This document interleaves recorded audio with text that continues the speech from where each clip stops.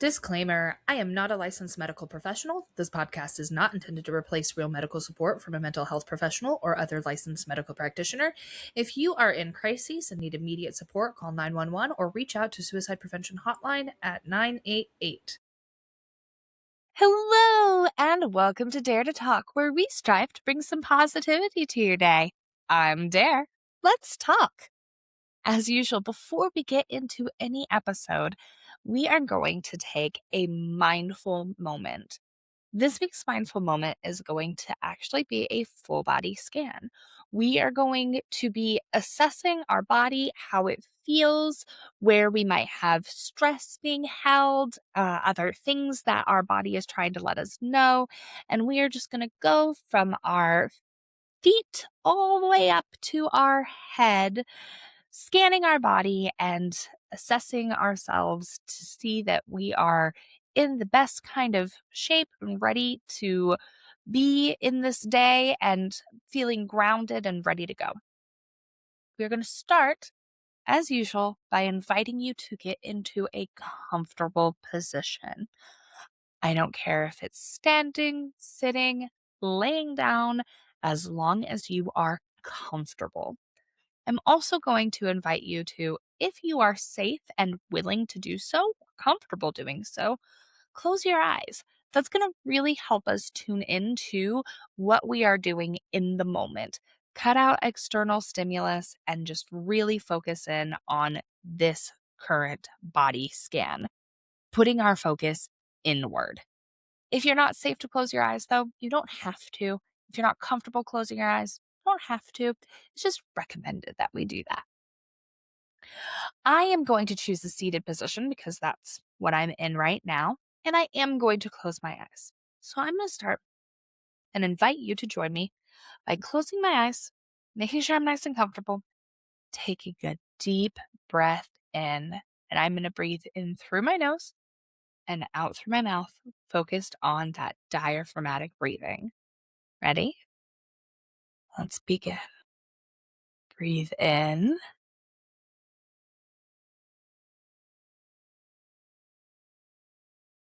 and out.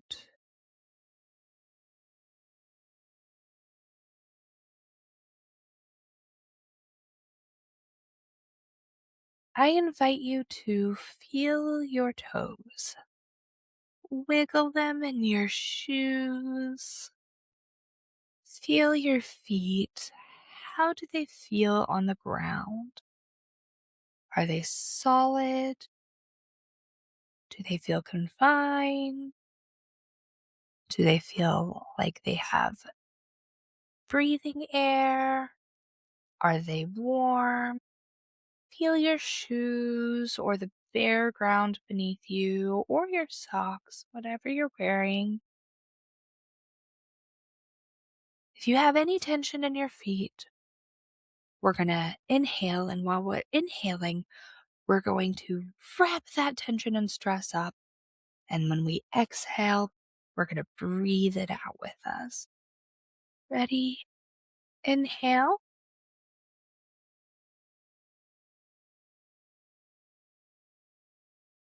And let it out.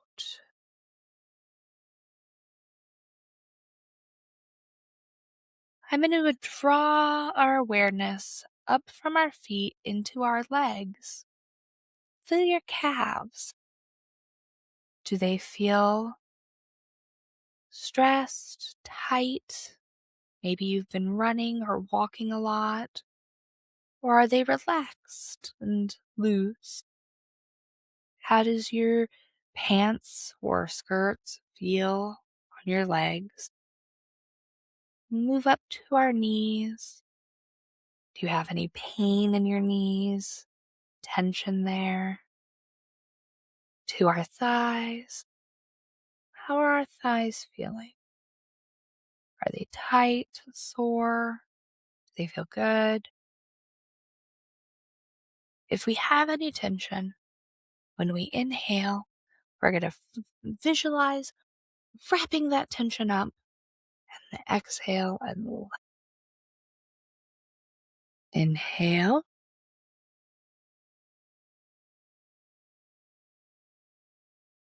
And exhale.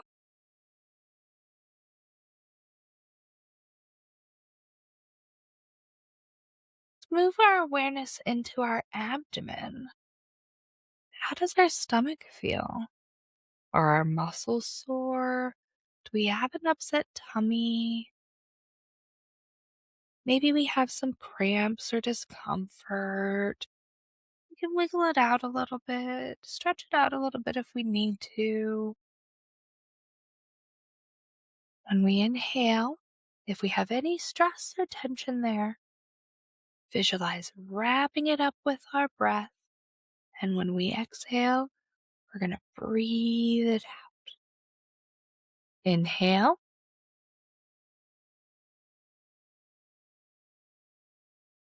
And exhale.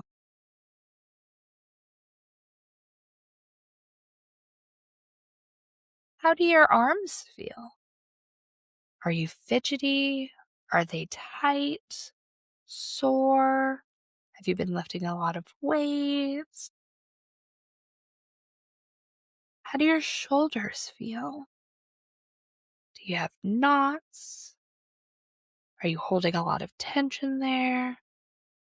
Stretch out our shoulders. Maybe give them a couple of nice rolls. Get a good stretch in our back. Stretch out our arms. And if we find any spots of tension, when we inhale, visualize wrapping that tension up, that stress up, and exhaling it out. Inhale, exhale.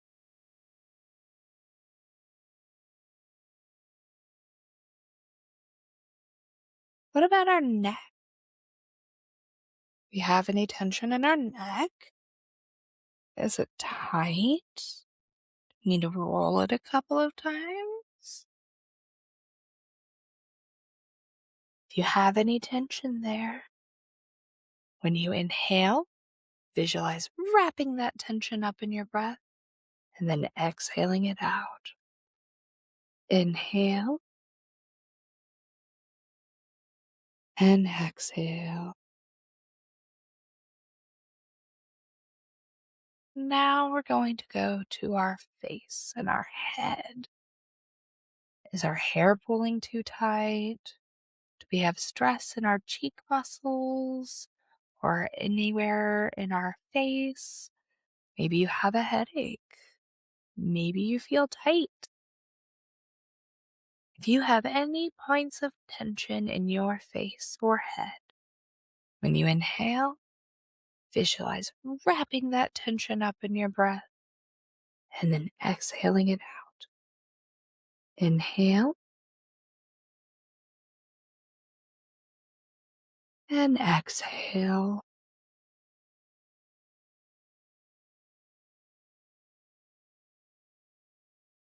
One more time, taking stock of my whole body. Did I have any points of tension? Is there anything that my body's trying to tell me? Am I hungry? Am I thirsty? Do I need to stretch? Do I need to rest? Or am I just fine as I am? Maybe I'm cold and I might want a jacket. Maybe I'm hot and I might want to get a fan or something cool to drink. Take note of that. And one final time, we are going to take our tensions, our stress, our worry.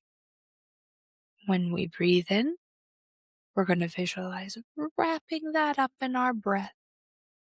And when we exhale, we're going to let it all out. Inhale.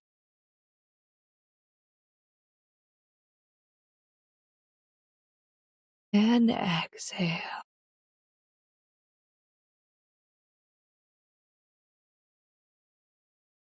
You can open your eyes. Thank you for joining me in this mindful moment. Love doing these mindful moments. I really, really do.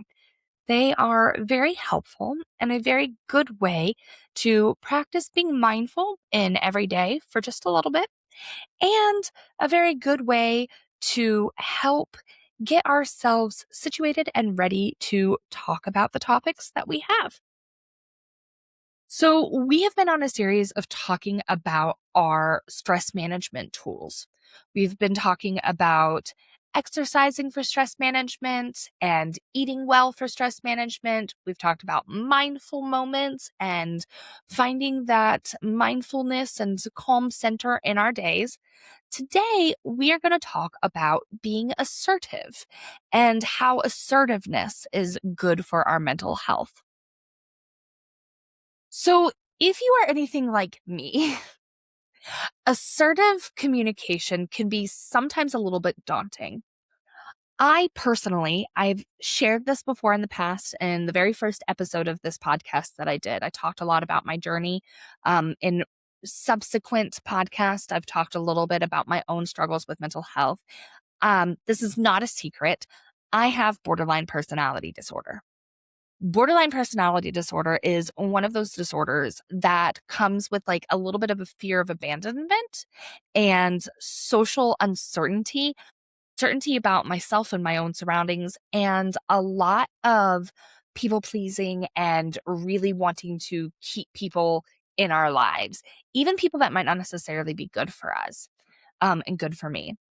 And so that fear of abandonment really plays into my difficulties with assertiveness and being assertive. And I can totally understand if you have a fear of abandonment, if you have social awkwardness, if you are somebody who has a history of being in relationships with people who are very authoritative, and who never really let you have your voice or your opinion, or people who like really put you down a lot. It can be really, really hard to want to have assertive communication. Assertive communication can at times be very, very scary. In the long run, however, even with those fears and concerns that you might have with assertive communication, it is better to be assertive than it is to be passive and to let things that are bothering you go. So let's take a moment then to clarify what assertive communication is, why it's good for our mental health, and where we might use assertive communication. Assertive communication can best be defined. I think the best description that I found of it was through BetterHelp and their staff there. And what assertive communication is it is communication that is calm and precise communication where you are expressing your feelings, your needs, your desires, or your opinions, but you are doing it with respect to other people's opinions, desires, wants, and needs. And that with respect is really kind of important when this conversation is being brought up of what assertive communication is. It's not little like, oh, well, I think maybe, I don't know, if you, no. Assertive communication is more along the lines of, I don't like this because I don't think this is fair because I don't want you to do that because, and then having your reason why, your set reason why, and having it be a very clear and concise reason, but approaching it in such a way that you are still allowing other people to have a difference in opinion or a different type of feeling. Some people aren't going to like assertive communication and will say that, oh, well, you're just being aggressive and confrontational. No, there's a difference between aggressive communication and confrontational communication. Aggressive communication is more of a communication style that is showing power and throwing your kind of weight around, and can be done through like, I'm going to stand over you and tower over you, and you did this and you were wrong for doing this, and I didn't like that you did this, and you were wrong for doing this because you are lazy and blah, blah, blah, blah, blah. It's insulting people, it's cursing at people, and it's usually a communication style used by people who are trying to maintain power or social dominance and put other people down. Confrontational communication is very similar in that it is seeking to place blame, to place fault with other people. It is not wanting to take responsibility onto yourself for your actions. And it is another kind of form of expressing like power and social betterness in a way. Assertive communication isn't that. You're not cursing at people when you're being assertive. You're not putting people down or belittling their beliefs when you are being assertive. You are not demanding that people respect you or follow what you say. You are being solution oriented more often than not in assertive communication. You are seeing that there is a problem and you are trying to find a solution to that problem through calm, concise language, dealing with it in a very timely kind of manner, and with using respectful language meant to seek support and say, hey, I don't like that because I have this kind of opinion or this kind of belief. I understand that your belief and opinion might be different than my own, but this is where I stand. Can we not say that? Can we not do that? Can we find another way to express this? So it's very respectful, it's very calm, it's very concise, it's very just upfront and honest, but it can feel very uncomfortable, especially if you are a person like me who doesn't like confrontation, who doesn't want to upset people, and who may or may not have had a history of having people not listen to you or insulting you or being very authoritative and not wanting to help you solve the problems or come up with the solutions. Other forms of communication that are often talked about that are not precisely healthy, but that I tend to fall under and that a lot of people tend to fall under is very passive communication. Oh, well, I didn't like that, but it's okay. And maybe not wanting to tell somebody when there was an issue or when you didn't like something or if you were having a problem with something or if you didn't think something was fair. It's tending to kind of just let things go and try not to be bothered by things, which is not a bad thing per se in itself. Like having a more passive style of communication isn't always a bad thing. But sometimes people don't listen to that passive communication, or sometimes that passive communication will put you in a situation where you are not feeling comfortable, you're not feeling good about the situation that you're in. You are letting things slide that eventually is going to cause you to have a bigger issue. And you're going to blow up, get angry, say something, do something, not want to be around this person, or just eventually get to the end of your tether and do something you regret. In those situations, it's really oftentimes better to speak up sooner rather than later when you're having an issue and to use those assertive communication skills to tell somebody that there is an issue and use those assertive communication skills to say, hey, I don't like this, or hey, I don't think this is fair, or hey, I have a problem and we need to come up with a solution for this problem. Facing the problem head on quickly in an assertive way can oftentimes get people more willing to help you and more people willing to listen to you and get more of your needs met than coming at it passively or coming at it aggressively and confrontationally. Assertive communication uses a lot of I feel statements. I feel when you. I feel when this happens. And those I feel statements, it might feel a little bit childish sometimes to like say those I feel statements, but that is one of the key components of conflict resolution is those I feel statements. because they don't put the blame on other people or make other people feel as though you are coming after them and saying, oh, well, you did this and it's your fault. No, I feel offended, or I feel upset, or I feel sad when this happens. You are taking ownership of your feelings and ownership of the fact that you have those feelings. Those are your feelings. You feel them. They're your feelings. It's not the other person's necessarily fault that you have those feelings. You just have those feelings. And now we can come up with a solution to those feelings. Come up with a solution to get those needs met. Come up with a solution to ensure that we are communicating. Now, why is assertive communication so good for our mental health? We are social creatures, and a lot of our mental health comes from our social interactions with the people around us. And if we're having good, healthy communication with the people around us, then that means that we are having communication with respect and are being communicated with respect. We have rights, and those rights are more or less the rights to human decency. We have the right to have our needs met. We have the right to be treated with common courtesy and human decency. Nobody has the right to belittle you, and nobody has the right to put you down, and nobody has the right to curse at you and cuss at you and yell at you and scream in your face and make you feel small.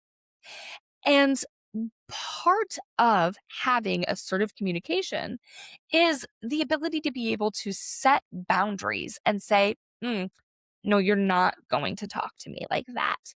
And we are going to treat each other with respect and common human decency. And we are going to deal with this situation. Having assertive communication is going to help us in times where we might need to set a boundary.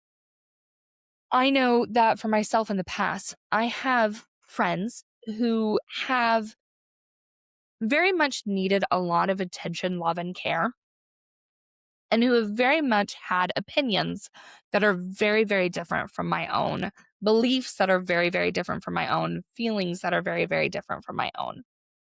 And there have been times where I have had to say, hey, I understand that this is your belief. I understand that this is your feeling. I understand that this is the way that you might do some things. I feel uncomfortable. And I need to come up with a solution with you to find a way that we can coexist without you causing me to feel uncomfortable, or without me feeling uncomfortable. Take the you causing out of there. Without me feeling uncomfortable.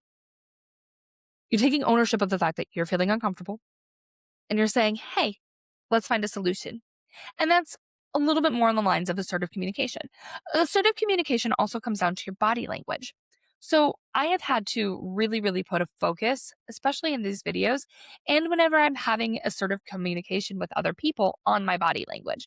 I have a tendency to slouch and to crouch and to lean over and to be very not assertive with my body language.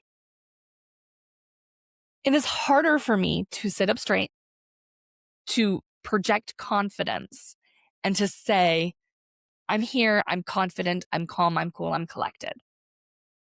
But there's a difference in the way that you're going to take me and perceive me if my body language is slouched over and just small and timid. You're not going to take me as seriously if I'm huddled in on myself. You're going to take me a lot more seriously if I'm sitting up and I'm confident and I'm cool and I'm collected. You're going to take me a lot more seriously if I'm projecting confidence and assurity and assertiveness in my body and my physical presence to you. You're also going to take me more seriously in the way that I'm speaking. If I'm speaking small and quiet and soft spoken and shyly and timidly, you're probably not going to take me as seriously. But if I am clear, if I am concise, if I am using precise language, if I am clearly speaking, if I am projecting, not shouting, projecting what I am saying out to you, then that's going to be perceived as more assertive, as more respectful, as better kind of communication, and it is going to be met with like. Now, if I am trying to be aggressive and tower over you, you're going to meet that with aggression as well.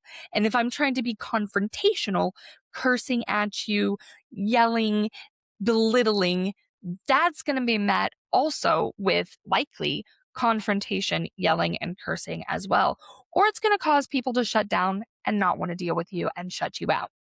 Assertive communication is good communication. It is standing up tall. It's using those I feel statements. It's solution oriented. You're not trying to place the blame. You're not trying to place the buck. You're trying to find a solution to whatever it is that you are trying to communicate about. That is good, assertive, confident communication. It is time for a terrible dare joke.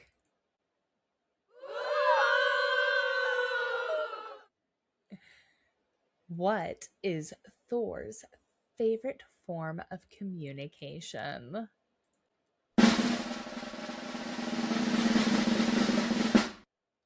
Norse code.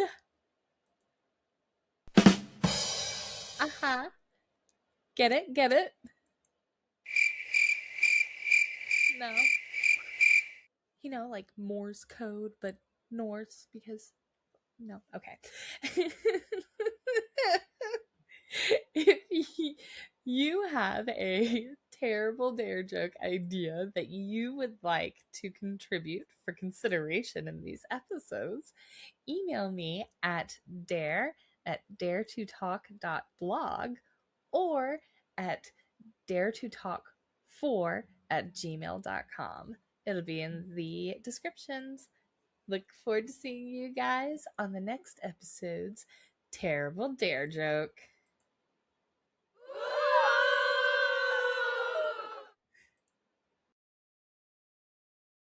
There are going to be people in our lives that are going to push our boundaries. I was saying I have some friends who have different beliefs, have different opinions, have a lot of need for a lot more attention. And sometimes I can't give them what they need.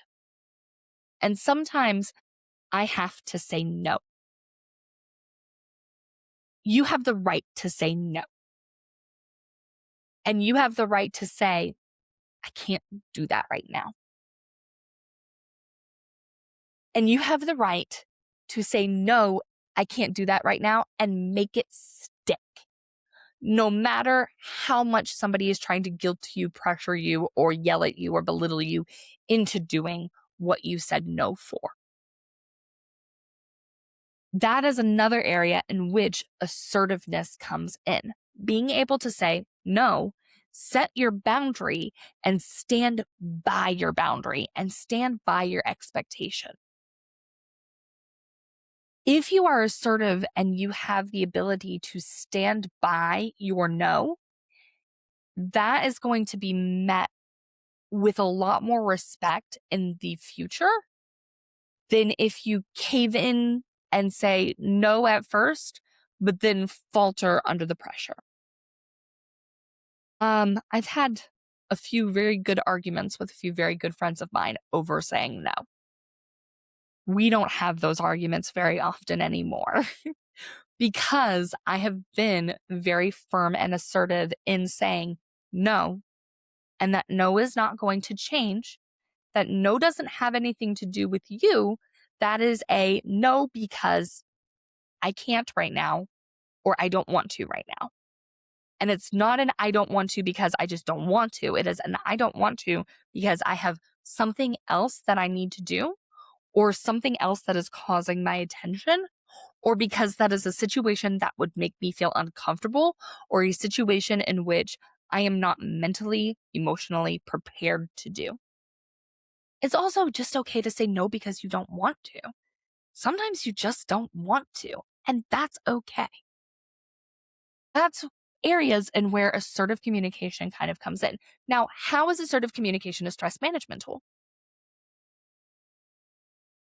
Well, if we are having our mental health being affected by communication that's happening around us and our social interactions with other people, then it is really easy to make that leap and say that if we are having good assertive communication, then we are taking steps to protect our mental health, to protect ourselves from harmful situations, to set those healthy boundaries that are going to protect our mental health. And we are dealing with situations that could cause us stress directly and very quickly. If we are showing assertive communication, we are paying attention to the timing of when we are having these conversations. We're not going to have these conversations if we're really, really heated. And we're not going to have these conversations when somebody else is really, really heated, because that's just a good recipe for having confrontational or aggressive communication. And we don't want that. So we're taking the time to take a step back and breathe. We're taking our breaks. We're finding our calm center. We're combating stress with our food and with our nutrition and with our exercise. And then we are going to take our assertive communication and we're going to go and deal with this issue if it's an issue with somebody else. And that is going to cut down on the amount of time that we spend being stressed and the amount of stress that comes into these types of communications. It can be a lot more stressful if we're trying to circle around things in passive communication and not communicate that we are feeling some type of way in an effective manner. It can add stress if we are being more aggressive, because then we are going to be met with more aggression. But when we are assertive, we're having that time to say, hey, I feel like this needs to be addressed. How can we address this? I'm solution oriented. I'm confident. I'm calm. I'm concise. I am respecting you and your values. And you are going to then respect me and my values. And we are going to come up with this solution. And if we absolutely cannot come up with a solution, a win win solution, then we're going to come up with a really good compromise. We don't want to compromise all the time, but sometimes compromises are what we have to do to be able to deal with an issue. That's going to cut down on the amount of time that we are going to spend having stress. And it is going to be overall better for us in the future and our stress management. With that being said, that is my spiel on assertive communication. A little bit on what assertive communication looks like and why assertive communication is really, really good for our mental health. We really, really want to make sure that we are confronting issues that we are having head on, not being confrontational, but being assertive with it. That assertiveness, more often than not, will be met in like. And it's positive to have two people having good, positive, assertive communication rather than having somebody being passive or somebody being aggressive. So, if you have stories about times in which you've had a fear and you approached it with assertive communication and it got handled very quickly, or a time in which you have had to set a boundary and you set it in a very healthy, constructive way, or if you want to share a story about maybe a time in which you had somebody coming at you in a very aggressive or confrontational way and you used assertive communication to say, no, we're not going to do that. This is a right to be treated with respect. And maybe you had to walk away, maybe you didn't, but it turned out better. Please share those stories in the comments. I love hearing your guys' stories. If you have a terrible dare joke that you would like to contribute, share that in the comments as well, or send me an email. My email will be in the description for this episode.